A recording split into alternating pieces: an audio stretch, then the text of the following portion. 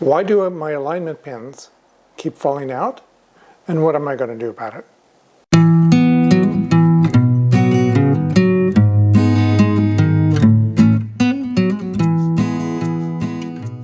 In the last episode, I was making parts for molds like this one, where I had the holes drilled all the way through for 1/8 inch diameter alignment pins. These are molds that I made 10 years ago, and I've been learning since then. I had a gap in between when I made these molds and when I started making molds again.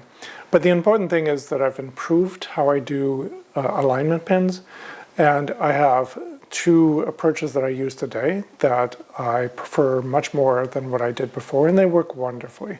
So I'm going to walk you through the progression from what I did 10 years ago to what I'm doing right now.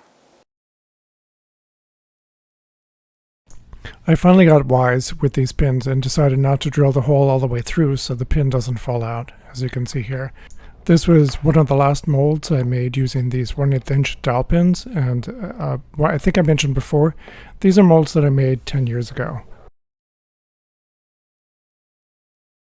Starting a couple of years ago, I switched to using these 1/4 inch dowel pins, and this is a lot easier to work with. I have the 1/4 inch dowel pins, which are 1/2 inch long, protruding the same amount on each side, and what that means is sometimes the mold halves do kind of stick together. So much more recently, I switched to having them drilled deeper in one side so that they stick out a lot less, and that means they bind a lot less and they're really easy to pull apart and put back together.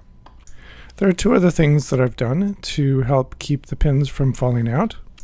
The first is I'm now using this removable Loctite, and the idea here is that if I need to, I can get the pins out again. To help get the pins out, I've drilled a 1/8 inch hole all the way through, so the pin bottoms out at the bottom of the 1/4 inch section. But I can get a punch in from the back and be able to push the pins out if I need to. In my most recent project, I needed even better mold alignment, so I got these alignment pins and bushings. And this particular one has a rounded tip, so that means when you put the mold halves together, it naturally tries to align it, unlike the dowel pins that I was using. And then the other thing is the two parts, the bushing and the pins, are a press fit into the aluminum. So that's what I'm going to do next. I'm going to mill the pockets for these two and then press these in place.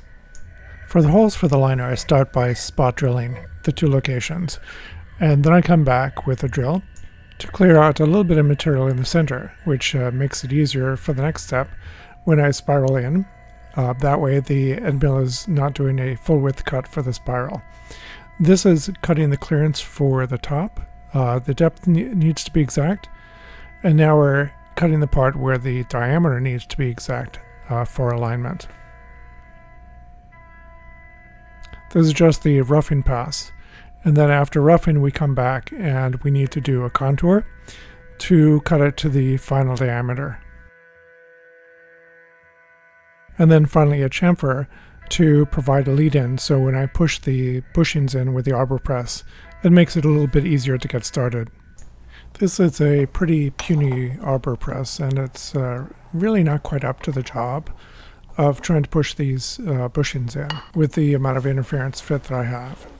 And because it's not bolted down to the bench, and I can't reposition the orientation of the handle, I thought about this for a little while, and then I realized if I rotated this and then put my other hand on the back, I could get better leverage, and then I was able to push it in all the way.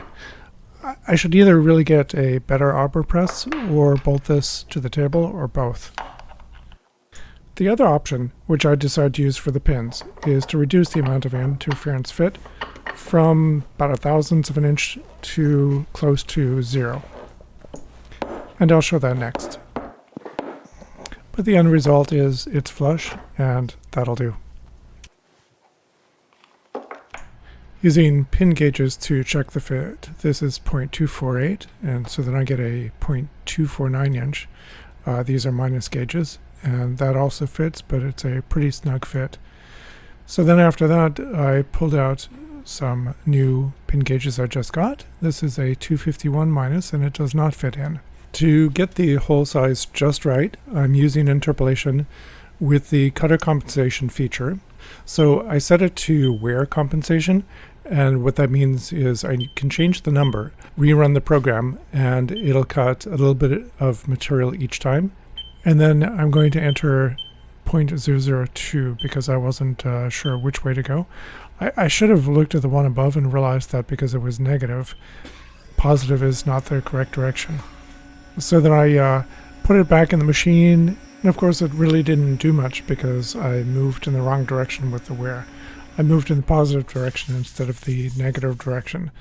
So I entered -0.2 for the wear offset, tried it again, and then after finishing this run, checked it with the gauge pins, still didn't fit, and I kept increasing, or I should say decreasing because it was going negative, the wear offset by a few tenths each time, until I came back and the 0.251 gauge pin just barely fit in, as you can see here, to both holes. It's a good idea to check both holes. And this fit in a lot easier with a small arbor press, which is exactly what I wanted. It's not going to come out. It doesn't have to be the full 1/1000th of an inch press fit or interference fit that I had before. This one, the second hole, took a little bit more force, but it's still a whole lot better than the liners.